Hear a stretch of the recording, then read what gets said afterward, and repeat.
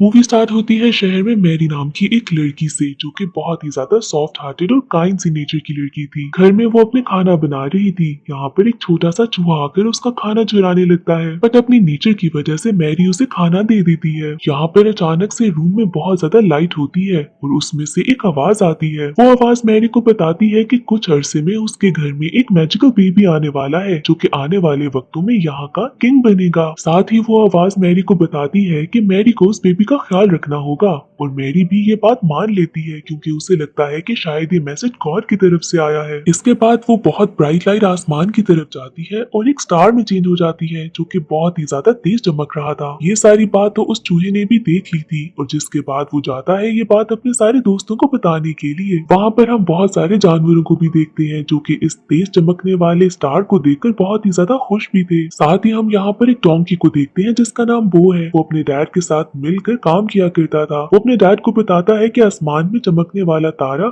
उसकी किस्मत को भी चेंज कर देगा और उसे बहुत ज्यादा लकी बना देगा। उसके डैड उसे मना करते हैं कि ऐसे ड्रीम्स तुम मत देखो और अपने काम पर फोकस करो। अब इसके साथ ही वहाँ पर बो का फ्रेंड एक बर्ड आता है, जो कि बताता है कि आज के दिन शाही सवारी निकलेगी। ये बात सुनकर वो अपने डैड को कहता है कि उस स्टार ने उसकी किस्मत बदल ही दी है, पर उसके डैड फिर भी उसे यही कहते हैं कि तुम्हें ऐसे ड्रीम्स नहीं देखने चाहिए। वो अपने डैड को कहता है कि वो एक दिन इस शाही सवारी का हिस्सा जरूर बनेगा। इसके बाद वो बाहर देखता है कि शाही सवारी यहाँ से गुजरने वाली है, जिसके बाद वो बहुत ही डिफरेंट किस्म की तरकीबें ढूंढ के खुद को आजाद करने की कोशिश करता है, और इसी दौरान वहाँ का हाल बहुत ही ज्यादा बुरा कर देता है। अब जब उस चक्की का मालिक वहाँ पर आता है और देखता है कि उसके शेड का कितना बुरा हाल हो गया है, तो वो बो को बहुत ही मजबूती से बांध देता है। वो तो इसके बाद भी कहता है कि मैं ज्यादा देर यहाँ पर टिक नहीं सकूंगा, मैं यहाँ से जरूर निकलूंगा। नेक्स्ट सीन में हम देखते हैं कि 6 मंथ्स गुजर चुके हैं। इसके बाद भी वो वहीं पर बंधा हुआ है। यहाँ पर उसके डैड को उस पर बहुत ही ज्यादा दर्द आता है और वो प्लान करते हैं कि किसी तरीके से बो को आजाद कर दिया जाए। यहाँ पर वो एक्टिंग करता है कि जैसे वो बीमार है, और जैसे ही वहाँ का मालिक आता है, बो के फादर उसे कहते हैं कि तुम्हारे पास यही चांस है, तुम चले जाओ यहाँ से और भाग जाओ। बो के डैड उसे कहते हैं कि तुम अपने सारे ड्रीम जरूर पूरे करना, जिसके बाद यहाँ से वो भाग जाता है। इसी दौरान उसके पाँव पे चोट भी लगती है। वो भागते भागते एक घर के बाहर आ जाता है। पता चलता है कि ये वही घर है मैरी का, जिसे हमने मूवी के बिल्कुल स्टार्ट में देखा था। वो यहाँ पर अपने हस्बैंड जोसेफ के साथ रहती है। मैरी बहुत अरसे से अपने हस्बैंड को उसी बारे में बताना चाहती थी कि कैसे उसे एक दिन आवाज आई थी। यहाँ पर मैरी को पता चलता है कि टेबल के नीचे कुछ है। जब वो देखती है तो वो बो था। मैरी देखती है कि उसके पाँव पे चोट भी लगी है, जिसके बाद वो अपने स्कार्फ से उसके पाँव को पट्टी बांधती है। यहाँ पर जोसेफ भी आ जाता है, जिसके बाद जब वो बो को देखता है तो उसे यहाँ से भगाने लगता है, बट मैरी उसे मना करती है और कहती है कि हमें इसे यहीं पर रख लेना चाहिए। इसी सब के बीच में मैरी मौका ढूंढ लेती है और जोसेफ को सारी बात बता देती है। पहले तो जोसेफ काफी ज्यादा घबराता है,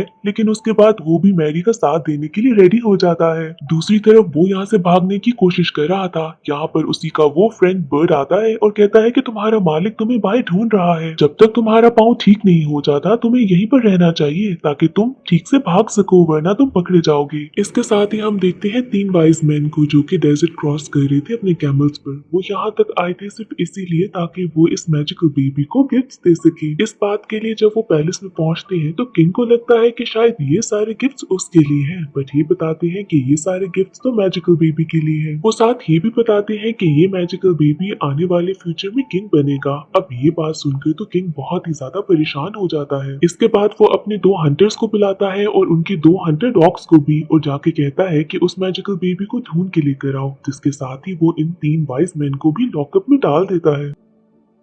फिर हम देखते हैं उसी चूहे को, जो कि हमने मूवी के स्टार्ट में देखा था, जिसको मैरी की सारी बात के बारे में पता चल चुका था। वो सारे एनिमल्स को आने वाले बेबी के बारे में बता रहा था कि कैसे वो मैजिकल होगा। यहाँ पर वो हंटर्स अपने डॉग्स के साथ पहुंच जाते हैं। उनमें से एक हंटर डॉग इस चूहे से सारी बात निकलवा लेता है कि मैजिकल बेबी कहाँ पर होगा, जिसके बाद वो हंटर्स को लेकर उस तरफ निकल पड़ता है। दूसरी तरफ हम बो को देखते हैं, जो कि मैरी और जोसेफ के घर में बहुत ज्यादा एंजॉय कर रहा था। यहाँ पर उसे पता चलता है कि जोसेफ उसे एक बगी के साथ बांध मानने वाला है क्योंकि उसने और मैरी ने सिटी की तरफ जाना है। बो का फ्रेंड फिर से उसे कहता है कि अगर तुम बगी के साथ बंद कर चले गए तो तुम तो शाही सवारी को मिस कर दोगे। अब इसके बाद वो बहुत ज्यादा रेजिस्ट करता है जिससे जोसेफ बहुत तंग होता है और वो बहुत ज्यादा गुस्सा कर रहा था। तो फिर मैरी उसे कहती है कि हम पैदल ही चले जाएंगे, इसको यहीं पर रहने दो। इसके बाद जोसेफ लॉक लगाता है और वो दोनों तो चले जाते हैं। पता चलता है कि हंटर भी अब यहाँ तक पहुंच चुके हैं जो कि ढूंढते ढूंढते मैरी के घर भी आ गए हैं। अब वो दोनों हंटर डॉग्स बो से पूछते हैं मैरी का। वो उसे कुछ भी नहीं बताता लेकिन उसके पाँव पे वो दुपट्टा लगा हुआ था जिसको स्मेल करके वो दोनों डॉग्स वहाँ से चले जाते हैं क्योंकि उनको पता चल गया था कि मैरी कहाँ गई है। अब बो को जब ये बात रियलाइज होती है तो वो निकल पड़ता है मैरी को बचाने के लिए, लेकिन हमें यहाँ पर पता चलता है कि ये एक प्लान था उन दोनों हंटर डॉग्स का जो कि अब बो को फॉलो करने लगता है। बो का वही फ्रेंड बर उसे बताता है एक शॉर्टकट के बारे में जो कि दिखने में बहुत ही डेंजरस रास्ता था। ये रास्ता बहुत ही अजीब सी माउंटेन्स और क्लिफ से गुजर कर था, लेकिन बो उसकी बात सुनकर इस रास्ते को फॉलो करने लगता है। अब वहाँ पर उसे रास्ते में एक शीप मिलती है जिसका नाम रुथ था। रुथ बो को बताती है कि कैसे वो भी बहुत ही बेसब्री से मैजिकल बेबी का वेट कर रही है और वो इस ब्राइट स्टार को फॉलो कर रही है ताकि जहाँ पर मैजिकल बेबी होना है वो वहाँ तक पहुँच जाए। वो उसे भी बताता है कि कैसे एक हंटर आ रहा है अपने डॉग्स के साथ। ये बात सुनकर रुथ भी कहती है कि वो भी इन लोगों के साथ ही चलेगी सिटी की तरफ। साथ ही हम देखते हैं कि हंटर अपने दोनों हंटर डॉग्स के साथ पहुंच चुका है यहाँ पर। साथ ही हम उन 3 कैमल्स को देखते हैं जो कि वाइस मैन के थे। ये तीनों कैमल्स किंग की बात सुनते हैं कि कैसे वो आने वाले मैजिकल बेबी को मारने का प्लान बना रहा है। अब किंग कोई बात सोचकर उन तीनों वाइस मैन को छोड़ देता है और कहता है कि ठीक है, तुम जाकर अपने आने वाले नए किंग को ढूंढ सकते हो। अब तीनों कैमल समझ आते हैं कि किंग की चाल है ताकि वो इन 3 वाइस मैन को फॉलो करके आने वाले नए किंग तक पहुंच जाए और वो सोचते हैं कि हम किसी तरीके से नए किंग को वार्न करेंगे। दूसरी तरफ हम देखते हैं कि वो पहुंच चुका है मैरी और जोसेफ के पास और वो उनको वार्न करने की कोशिश करता है। रुथ भी इसमें उनके साथ इन्वॉल्व थी लेकिन वो दोनों उसकी बात समझ नहीं पा रहे थे। यहाँ पर साथ ही हम देखते हैं कि हंटर भी अपने दोनों हंटर डॉग्स के साथ यहाँ पर पहुंच चुका है, जिसके बाद फौरन यहाँ पर वो मैरी को लेकर मेले में छुप जाता है। इसके साथ ही हंटर भी उस मेले में मैरी को ढूंढने लगता है। यहाँ पर इतने ज्यादा लोग थे कि बो को लग रहा था कि कोई और इंसान ही हंटर है, जिसके बाद वो उसको यहाँ से बहुत ही ज्यादा दूर लेके जाने की कोशिश कर रहा था। दूसरी तरफ हंटर ने मैरी को देख लिया था। वो अपने दोनों डॉग्स को एक जगह पर बांध देता है और मैरी की तरफ जाने लगता है। वो को जब रियलाइज होता है कि उसे मदद करनी होगी तो वो जोसेफ की बगी को फ्री कर देता है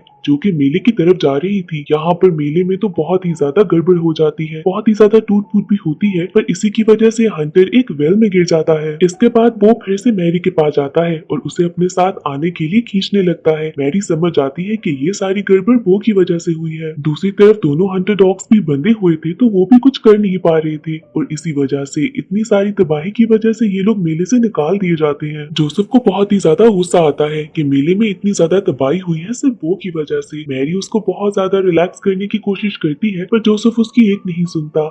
अब इस सारी बात से वो बहुत ही ज्यादा हर्ट होता है और वो अपने बर्ड फ्रेंड के साथ यहाँ से दूर जाने के बारे में सोचता है। यहाँ पर रुथ भी बहुत कोशिश करती है बो को समझाने की, बट कोई फायदा नहीं था और वो अपने बर्ड फ्रेंड के साथ चला जाता है। दूसरी तरफ हम देखते हैं कि मेले में हंटर वापस आ गया है और वो अपने दोनों डॉग्स के साथ एक बार फिर से मैरी को फॉलो करने लगा है। बो के जाने से मैरी बहुत ही ज्यादा उदास हो गई थी क्योंकि वो उसे बहुत ही ज्यादा मिस कर रही थी। पर दूसरी तरफ हम देखते हैं कि वो अपने बर्ड फ्रेंड के साथ शाही सवारी की तरफ निकल पड़ा है। बो और डेव तो अकेले निकल ही चुके थे। काफी दूर जाने के बाद उनको शाही सवारी भी नजर आ जाती है। अब बो का ड्रीम कंप्लीट होने ही वाला था, लेकिन यहाँ पर वो मैरी की बंधी हुई पट्टी उतर जाती है और अचानक से बो को रियलाइज होता है कि उसे मैरी को अकेले नहीं छोड़ना चाहिए था।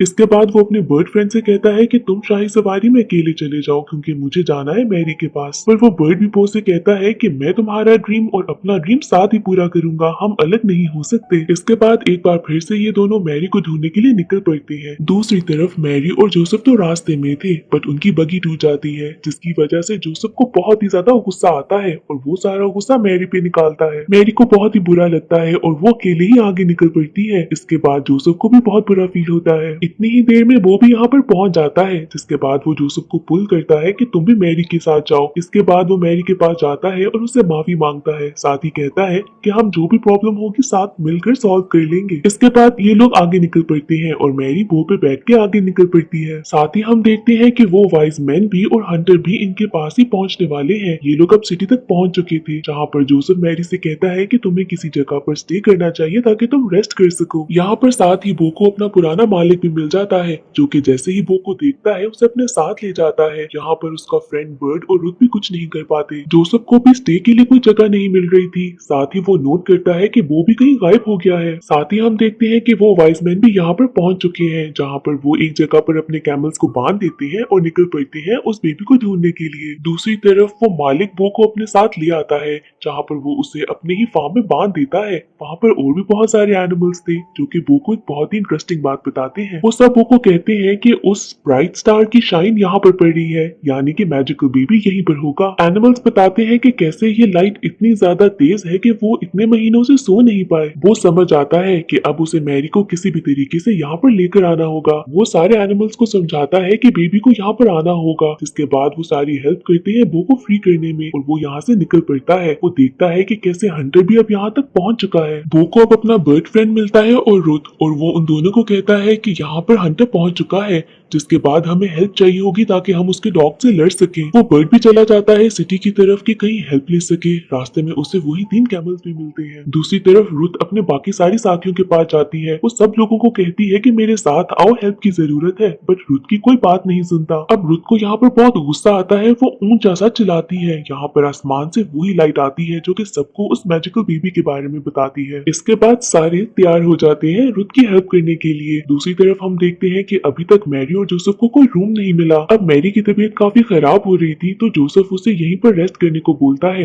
वो भी यहाँ तक पहुंच चुका था और वहाँ पर हंटर ही कहीं पास था। वो यहाँ पर उन दोनों को खींचने लगता है, जिसके बाद ये दोनों उसे फॉलो करने लगते हैं। हंटर भी अब इनको फॉलो कर रहा था। यहाँ पर ये बो के साथ उसी फार्म तक पहुंच जाते हैं, जहाँ पर एनिमल्स ने उस जगह को काफी साफ कर दिया था मैरी के लिए। इसके बाद वो बाहर निकलता है और देखता है कि हंटर और उसके डॉग्स भी यहाँ तक पहुंच चुके हैं, जिसके बाद वो सोचता है कि अब इन डॉग्स का मुकाबला उसे खुद करना होगा। वो तो उन दोनों से लड़ने लगता है, पर हंटर भी यहाँ पहुंच चुका था, जिसके बाद तीनों से अकेले लड़ना बहुत ही मुश्किल हो गया था। हंटर अब फार्म की तरफ जा रहा था जहाँ पर मैरी थी। यहाँ पर रुथ आ जाती है अपने बाकी सारी शीप फ्रेंड्स के साथ और ये लोग इस पे हमला करने लगते हैं। इतनी ही देर में वो बर्ड फ्रेंड भी आ जाता है उन्हीं 3 कैमल्स के साथ, जो कि हंटर और उसके डॉग्स को पुश करते हैं एक क्लिफ से नीचे और वो लोग यहाँ पर लटक जाते हैं। वो देखता है कि कैसे वो दोनों हंटर डॉग्स नीचे लटक रहे हैं और हेल्प मांग रहे हैं और उसे उन पर तरस आ जाता है। वो सोचता है कि किसी तरीके से इनकी हेल्प की जाए। यहाँ पर साथ ही एक बेबी के रोने की आवाज आती है, जिसको सुनते साथ ही हंटर ऊपर आने के लिए उन दोनों डॉग्स को नीचे फेंक देता है ताकि वो इजीली ऊपर चढ़ सके। हंटर जब ऊपर आने के लिए अपनी स्वॉर्ड को यूज करता है तो वो क्लिफ टूट जाती है और वो नीचे गिरकर मर जाता है। दूसरी तरफ वो दोनों हंटर डॉग्स जब नीचे गिर रहे थे तो वो उनको बचा लेता है और बाकी सारे एनिमल फ्रेंड्स के साथ मिलकर उनको ऊपर खींचता है, जिसके बाद ये लोग उनकी चेन्स को खोल देते हैं। अब इन दोनों हंटर डॉग्स को भी रियलाइज हो गया था कि वो लोग बहुत गलत कर रहे थे। इसके बाद ये सारे लोग फार्म में वापस जाते हैं, जहाँ पर सारे एनिमल्स उस मैजिकल बेबी के पास बैठे थे। यहाँ पर वो दोनों डॉग्स बहुत उदास थे, तो वो दोनों को मिलवाता है उस मैजिकल बेबी से। इतनी देर में यहाँ पर वो 3 वाइज मैन भी पहुंच जाते हैं, जिसके बाद वो उस मैजिकल बेबी को बहुत सारे गिफ्ट्स देते हैं और उसके रिस्पेक्ट में सामने झुक भी जाते हैं, क्योंकि वो उनका होने वाला नया किंग था। इस सब के बाद वो यहाँ से जाने वाला था, पर मैरी और जोसेफ उसे रोक लेते हैं और अपने साथ रहने को कहते हैं और इसी हैप्पी एंडिंग के साथ हमारी मूवी खत्म हो जाती है।